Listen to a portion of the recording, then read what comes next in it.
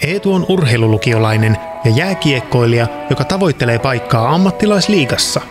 Asunnoltaan Etukalevasta hän pääsee Hakametsän kampukselle kätevästi kävellen. Kampusalueella on huippu-urheiluun soveltuvat olosuhteet. Päivä alkaa jäätreenillä Hakajäillä, joka on 4 jään kokonaisuus. Viereisellä jäällä harjoittelevat taitoluistelijat. Treenin jälkeen suihku, smoothie ja siirtyminen lukiolle. Sport Campus tarjoaa moniulotteisen tukiverkoston. Koulupäivän lomassa Eetu tapaa psyykkisen valmennuksen asiantuntijan.